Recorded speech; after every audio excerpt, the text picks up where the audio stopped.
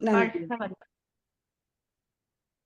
வாழ்க வையகம், வாழ்க வையகம், வாழ்க வளமுடன். குரு புகழ் வாழ்க, குருவே துணை, வேதாத்திரியம் வாழ்க வளமுடன். இந்த அமர்வில் கலந்து கொண்டுள்ள இருபால் மெய்யன்பர்களையும் வாழ்த்தியும் வணங்கியும் இந்த சிறப்புரையை துவங்க இருக்கின்றேன். வாழ்க வளமுடன். கண்டவர் ஏன் விண்டதில்லை? கண்டவர் விண்டிலர் என்றால் கண்ட அளவுக்கு சொல்லில் வடிக்க இயலவில்லை அல்லது முடியவில்லை. அதுபோல் சொல்லுபவர்கள் வர்ணனையில் சொல்லும்போது கூட முழுமையாக அதை உணராத காரணத்தால் அவர்களால் விவரிக்க முடியவில்லை. இப்ப நல்ல மழை பெய்யுதுங்க, காற்று சேர்ந்து வருகிறது. மழைய நம்ம கண்ணால பார்க்கலாம். அதோடு வருகின்ற காற்றை பார்க்க முடியுமா? இந்த நிறத்துல, இந்த கலர்ல ஏதாவது ஒரு பக்கம்தான் காற்றை பற்றி நம்மால வர்ணிக்க தான் முடியுமா? இன்னொரு உதாரணம் கூட பார்க்கலாம். தீபாவளி ஒரு 15 தினங்களுக்கு முன்பு தானே போச்சு. எல்லோருடைய வீட்டிலையும் விதவிதமான ஸ்வீட் செய்திருப்போம். பக்கத்து வீட்டுல இருப்பவரிடம் சென்று நான் நல்ல பாதுஷா பண்ணிருக்கேன், அது எவ்வளவு சாஃப்டா இருந்தது தெரியுமா, எவ்வளவு சுவையா, வாயில வச்ச உடனே கரைஞ்சு விடும் என்று சொன்னால் அவர் என்ன கேட்பார்? எனக்கு கொடுத்தால் தானே அதை பற்றி நீங்க சொல்வதை ஏற்க முடியும் என்பார். இப்படிதான் கண்டவர்கள் விண்டது. திருமூலர் கூட மரத்தை மறைத்தது மாமதை யானை, மரத்தில் மறைந்தது மாமதை யானை. பரத்தை மறந்தன பார்முதல் பூதம், பரத்தில் மறைந்தன பார்முதல் பூதமே என்கிறார்.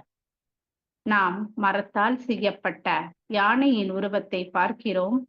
யானையை பற்றி எண்ணத்தோடு அம்மறையானையை உற்று பார்க்கும்போது யானையின் வடிவமே வடிவம் வருமே அன்றி அந்த மரத்தால் செய்யப்பட்டது என்று தோன்றாது. ஆனால் நாம் அந்த மரத்தை பற்றி யோசிக்கும் போது யானையின் உருவமே நமக்கு தெரியாது அல்லவா? ஆனாலும் ஆழ்வார்களும் நாயன்மார்களும் மகான்களும் சித்தர்களும் எதை கண்டார்கள்? ஆயிரம் ஆயிரம் பாடல்களால் எதை வென்றார்கள்? ஒரு ஞானியை பார்க்க நிறைய அன்பர்கள் வருகின்றார்கள். அவர்கள்ல ஒரு சிஷ்யன், அவருடைய பேர் சிவராமகிருஷ்ணன். அவர் எப்பவுமே பேசிக்கொண்டே இருப்பார். யார் வந்தாலும் அவங்க கிட்ட எல்லார்கிட்டையும் பேசுவார். இதை பார்த்து அவரது குரு, உன் வாயை கொஞ்ச நேரமாவது மூட மாட்டாயா என்கிறார். குருவின் கட்டளையை இறைவனின் கட்டளையாக ஏற்று சிவராமகிருஷ்ணன் அந்த கணமே முதல் பேச்சை நிறுத்தி விடுகின்றார். அவர்தான் பெரிய ஞானியான சதாசிவ பிரம்மேந்திரால் அவர்கள். இறை சிந்தனையிலேயே மூழ்கி துறவு என்பது வாக்கு மட்டுமல்ல, ஆடையும் என்று ஆடையின்றி துறவு மேற்கொண்டார். அவர் ஒரு சமயம் ஒரு சாலையை கடக்கணும். அப்ப அரண்மனை அந்தப்புறத்து வழியாக செல்லணும். அவர் அந்த மாதிரி அரண்மனை அந்தப்புறத்து வழியாக வெளியில போயிட்டாரு. ஆடை இல்லாமல் நடந்ததை கேட்ட அரசன் வாளை உருவி அவரை வெட்ட போது அவருடைய கையில பட்டு கை கீழே விழுந்து ரத்தம் சொட்டி கை கீழே விழுந்துருது. ஆனா உடனே கை என்ன பண்ணுது? அந்த விழுந்த கை திருப்பி எழுந்து அந்த ஷோல்டர்ல போய் ஒட்டிக்குது. இதையெல்லாம் இது எதையுமே அறியாது அவர் பாட்டுக்கு நடந்துட்டே இருந்தார் சதாசிவ பிரம்மேந்திரா. இதையெல்லாம் பார்த்த அரசன், இவர் பெரிய ஞானி அப்படின்னு அவருடைய காலில் விழுந்துட்டு இன்று வரைக்கும் அவருடைய அந்த சமாதியை அவர்கள் அந்த அரச குடும்பத்தினர் தான் பராமரித்து கொண்டு வருகின்றார்கள். நெரூர், கரூர் பக்கத்துல நெரூர் என்ற ஊரில். இவ்வாறு எவ்வளவோ மகான்கள் இறைநிலையை கண்டவர்கள் காணாதவர்க்கு அதை விளக்குவது கடினம். அதனால்தான் அவர்கள் மௌனமாகி விடுகின்றார்கள். இன்று கூட நமக்கு ஐப்பசி மாத பௌர்ணமி அல்லவா? இன்றைய விசேஷம் அன்னாபிஷேகம். எல்லா சிவா ஆலயங்களிலும் இறைவனின் திருமேனியில் அன்னத்தால் சாதத்தால அலங்காரம் செய்திருப்பார்கள். இறைவன் அனைத்து உயிர்களிலும் வாழ்கிறான் என்பதை உணர்த்தும் விதமாக அரிசியை வச்சு பண்ணியிருப்பாங்க. அரிசி எப்படி உருவாகிறது? ஓர் உயிர் தாவரம், அதை உண்டு வாழும் மற்ற உயிரினங்கள், அதோடு மனிதன் உயிர் வாழ்வதற்கு முக்கியமான ஒன்று அதனால அதை கொண்டு என்ன பண்ணியிருப்பாங்க, அந்த இறைவனின் திருமேனி எல்லாம் அதையே பூசியிருப்பார்கள். அதோட அதை எடுத்து அனைத்து ஜீவராசிகளுக்கும் போடுவார்கள். முதல்ல குளத்துல கரைப்பார்கள். பிறகு பிரசாதமாக அனைவருக்குமே கொடுப்பார்கள். இறைவன் எல்லாமாக உள்ளான் என்பதை காட்டுவதுதானே இது. இதை ஒரு சித்தர் சமாதியில இன்றும் நம்ம கண்கூடா பார்க்கலாம். வடக்கு பொய்கை நல்லூர் ஓரக்க சித்தர் சமாதி இருக்க இடம். அங்கு பூஜை செய்பவர்கள் என்ன பண்ணுவாங்க, மாலை நேரத்துல காவடி மாதிரி அமைச்சு கொண்டு அதுல 2 பக்கமும் பெரிய பாத்திரத்தை எடுத்துட்டு அந்த ஊர்ல இருக்கிற திருவழியா போவாங்க. அங்க இருக்கிற வீட்டுல இருக்கிறவங்க எல்லாரும் சமைச்ச அன்னத்தை எடுத்து அதுல போடுவாங்க. அதை சாயங்காலம் கொண்டு வந்து இரவு அதை கோரக்கர் சித்தர் சமாதியில வச்சு நேவேத்தியம் செய்துவிட்டு எல்லாருக்கும் பிரசாதமாக உணவாக கொடுப்பார்கள். அத எல்லா அரிசி சாதத்தையும் ஒண்ணா கலந்து உணவாக கொடுப்பார்கள். பாத்தீங்கன்னா அந்த ஒரு அரிசியில கூட வித்தியாசமே தெரியாது. ஏன்னா ஒருத்தர் வீட்டுல பச்சரிசி செஞ்சிருப்பாங்க, ஒருத்தர் வீட்டுல புழுங்கரிசியில பண்ணியிருப்பாங்க, ஒருத்தர் வீட்டுல குழஞ்சிருக்கும், ஒருத்தர் நிறைய மாற்றங்கள் இருக்கும். ஆனா எந்த அரிசியிலுமே வித்தியாசம் தெரியாது. அந்த ஊர்ல இருக்கிறவங்க எல்லாரும் பெரும்பாலானோர் வேலை தொழிலுக்கு போகுவது கடலுக்கு தான். அப்ப எப்படி இருக்கும் பாருங்க. ஆனா அந்த உணவுல வித்தியாசமே இருக்காது. இதைதான் ஒவ்வொரு மகான்களும், இதைதான் ஞானிகள் மௌனமாக இருந்து இறைநிலையை பற்றி நமக்கு உணர்த்தினார்கள். அபிராமி பட்டர் கூட அன்றை அன்னை ஜோதி வடிவமாக கண்டு இன்புற்று இருந்த நேரத்தில் மன்னர் கேட்ட கேள்விக்கு தன்னை மறந்த நிலையில் விதியை மாற்றி உரைத்தார் அல்லவா. இதைதான் வள்ளுவர் என்ன சொல்றார், காணாதான் காட்டுவான் தான் காணான் காணாதான் கண்டனவாம் தான் கண்டவாறு என்கிறார். அதாவது கண்டவனை வாய்மூடி மௌனமாக இருக்கிறான். ஆனால் தான் அறிந்ததை மட்டும் வைத்துக்கொண்டு தன்னை அறிவு உடையவனாக காட்டிக்கொள்பவர்கள், அவர்களுக்கு அதை பற்றி முழுமையாக தெரியுமா என்றால் கேள்விக்குறிதான் என்கிறார்.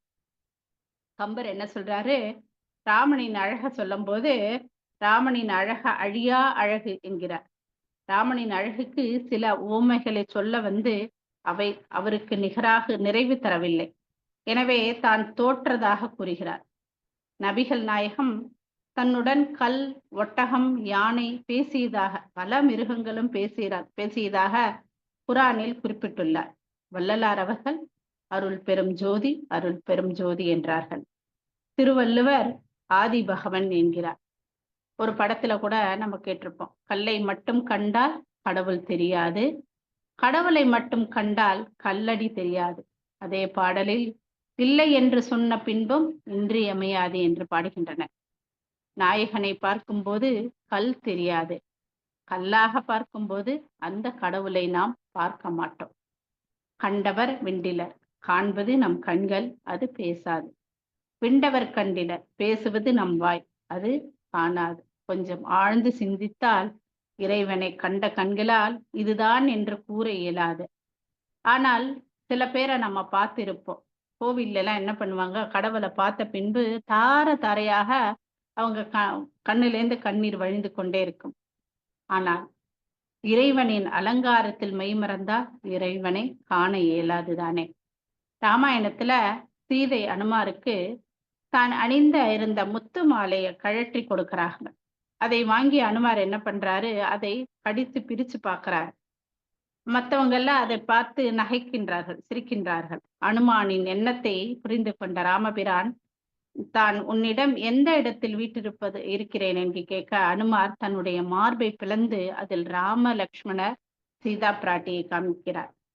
ஆண்டாள் தான் அணிந்து அழகு பார்த்த மாலைகளை இறைவனுக்கு கொடுக்கிறார். சில பேர் சில வகையில் இறை அனுபவம் கண்டதுண்டு. பெருவெடிப்பு, திருப்பார்கடல், பெருவெளி, கருங்குழி போன்ற படிவங்களாக உள்ளுணர்வாக கண்டவர்கள் பலர் உண்டு. இந்த அனுபவம் பெற்றவர்கள் ஞானியாக வாழ்ந்தனர். சிலர் உணர்வின் மிகுதியால் எத்தகையதாயினும் இறைவனை கண்டவர் என்பது அவருடைய துளி குறையும் பூரணமாய் வாழ்ந்தனர். எதற்காக? இறைவனை நாம் அடையும் வழியை நமக்கு எடுத்து உரைப்பதற்காக தான், நம்மை நல்வழிப்படுத்துவதற்காக. விஷ்ணு சஹஸ்ரநாமத்துல பாத்தீங்கன்னா அப்பிரமேயம் என்ற வார்த்தை சொல் இருக்கும். அப்பிரமேயம் என்றால் அளக்க முடியாதவன் என்று பொருள். புராணத்துல யசோதை கண்ணனை உரலில் கட்டி போட நினைக்கிறார்கள். யசோதை என்னும் உயிர் கண்ணன் என்கின்ற மனதை அசையாமல் இருக்கக்கூடிய உரலில் கட்டி போட நினைத்தார்கள். உணர்ச்சி வயப்பட்ட நிலையில் முடியவில்லை. சற்று நிதானமானவுடன் அந்த பரபிரம்மம் என்ன பண்ணுது, தனது வாயை திறந்து காமிக்கும் போது அதில் பிரபஞ்சம் மட்டுமல்லாது தானும் இருப்பதை யசோதை அம்மா பார்க்கிறார்கள். இதைதானே குதம்பை சித்தர் அண்டத்திற்கு அப்பால அகன்ற சுடரினை பிண்டத்தில் பார்ப்பாயடி என்கிறார். அண்டம் பிரம்மம் அறியும் அறிவை பிரம்ம வித்தை என்பார்கள். இதை உணர்ந்த மகான்களாலே இதை பற்றி போதிக்க முடியும். நடைமுறை வாழ்க்கையில நமக்கு ஒண்ணு புரியல அப்படின்னு சொன்னா என்ன சொல்லுவாங்க, அது என்ன பிரம்ம வித்தையா, புரியாமல் இருப்பதற்கு என்பார்கள் அல்லவா. ஏனென்றால் அதை பற்றி கூறுகின்ற மறைநூல்களான வேதங்களில், வேதம் என்றால் அறிவு, அந்தம் என்றால் முடிவு. அதில் என்ன கூறுகிறது, ஒவ்வொரு உயிரிடத்திலும் அறிவு உள்ளது, மனிதனிடத்தில் அந்த மறைப்பொருளே ஆறாவது அறிவாக உள்ளது என்கிறது.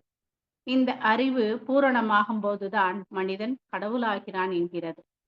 மகான் ஒரு கவியில சொல்றாரு, ஆழ்கடல் போல் மெய்ப்பொருளாம் அலைகள் போல் கருவனைத்தும் ஊழூதி நிற்பதுவும் உருவெடுத்து மாறுவதும் என்கிறார்.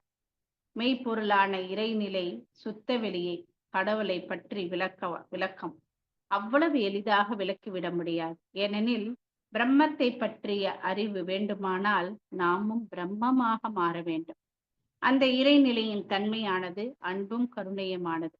ஆனால் நம்மளுடைய பிறப்பு என்பது ஆழ்கடல் போல் உள்ளது. கடலின் ஆழமான பகுதியில பாசி இருக்கும், முத்து இருக்கும், வகை வகையான மீன்கள் இருக்கும், சுறாக்கள், திமிங்கலம் என பல்வேறு உயிரினங்கள் இருக்கின்றன. அவற்றை இவ்வளவுதான் என்று நம்ம இவ்வளவுதான் கடல்ல வாழ்கின்றது அப்படின்னு நம்ம சொல்லி அறுதிட்டு கூற முடியுமா? இப்படிதான் மனிதனுடைய வரலாறு. இதைதான் மகான்கள் அண்டத்தில் உள்ளதுதான் பிண்டத்தில் என்றனர்.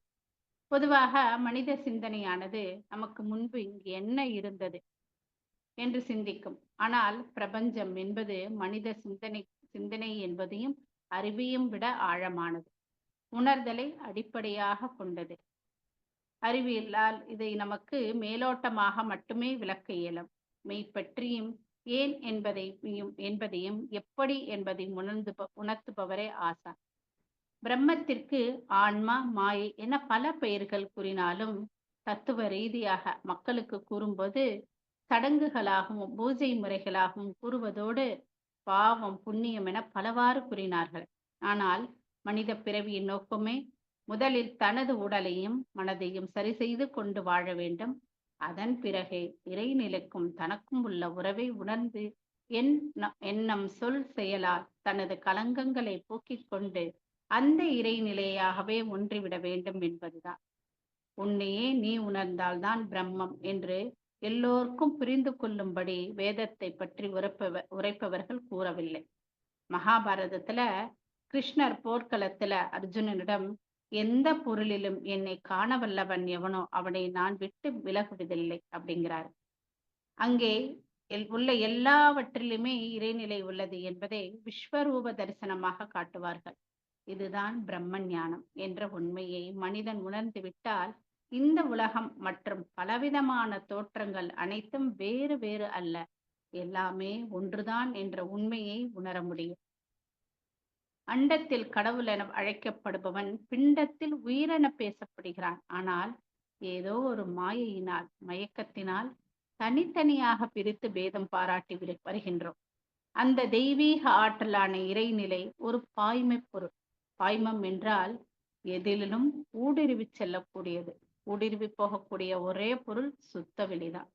மகான் சிறு வயதில் கற்ற தாயுமானவரின் அங்கெங்கெனாதபடி எங்கும் பிரகாசமாய் என்ற கவியில் ஒரு வரியில் அகிலாண்ட கோடி எல்லாம் தங்கும் படிக்கு இசைத்து வைத்து என்கின்றாரே. இந்த உலகத்தில் பூமியாகட்டும், கோள்கள் என அனைத்தும் அந்த சுத்த வெளியில் மிதந்து கொண்டுதான் இருக்கின்றன. அப்ப அனைத்தும் எங்கு உள்ளது? சுத்தவெளி இல்லாத இடமே இல்லை. நமது புலன்களுக்கு எட்டவில்லை என்றால் அது இல்லை என்ற அர்த்தமாகாது. பட்ட பகலில் வானில் விண்மீன்கள் தோன்றா, பார்வையில்லார்க்கு அவை எந்நாளும் காணா. எட்டவில்லை அறிவுக்கு என்றால் இந்த இயற்கை தத்துவம் எங்கே ஒளிந்து கொள்ளும் என்கிறார் மகான். நம்மால பகல்ல நட்சத்திரங்களை பார்க்க முடியவில்லை. அதனால அதை இல்லை என்று நம்ம சொல்லிட முடியுமா? இறைநிலையை உணரும் போது அறிவு நிலையும் தானாக உயரும்.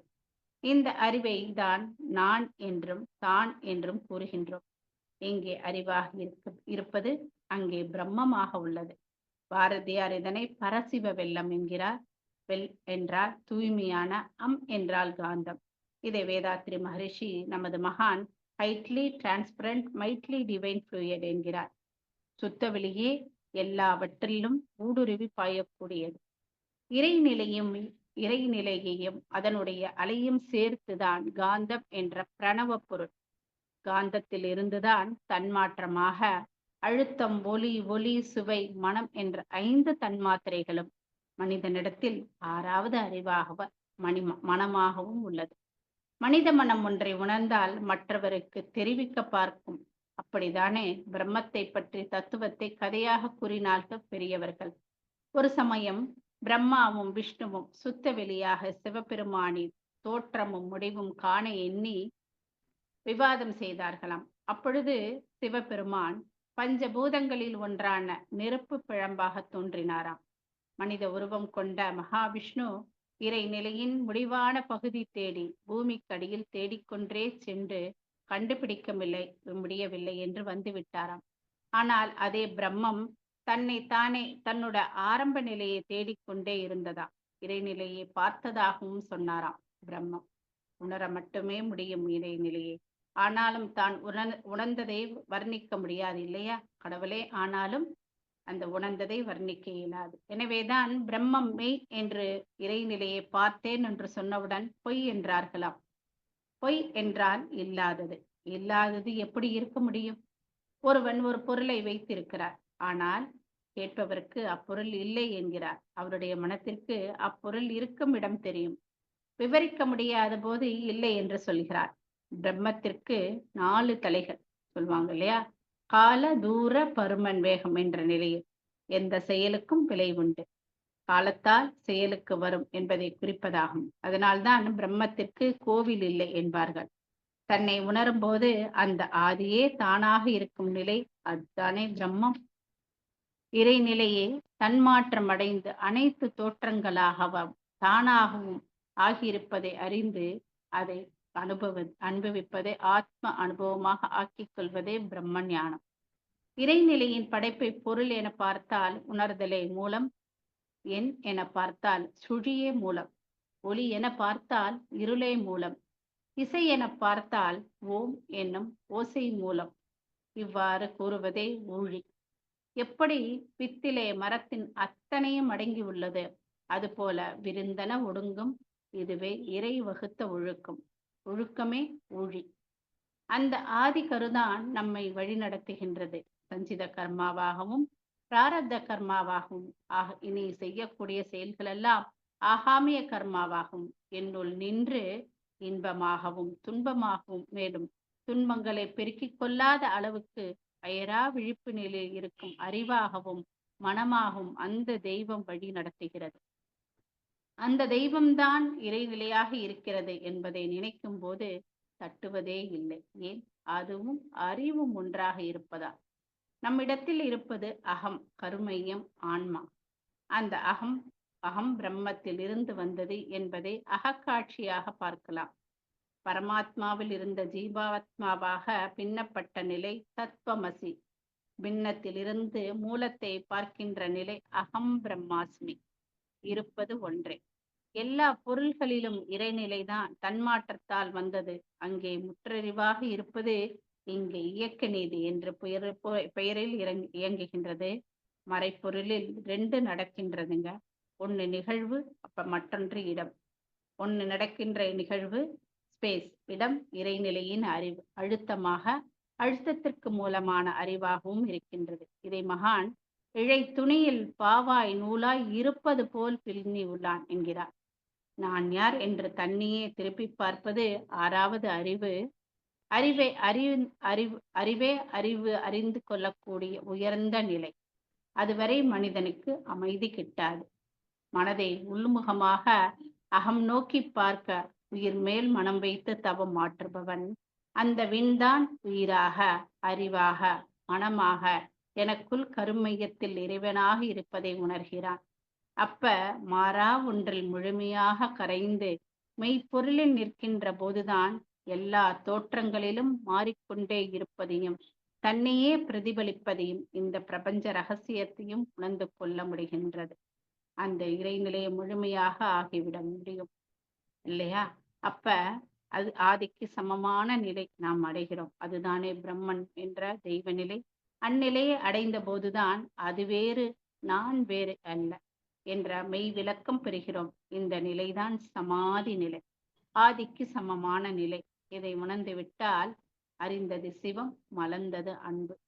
அங்கே விண்டு காட்டுவதற்கு எதுவுமே இல்லை. அன்பை விண்டு காட்ட முடியுமா?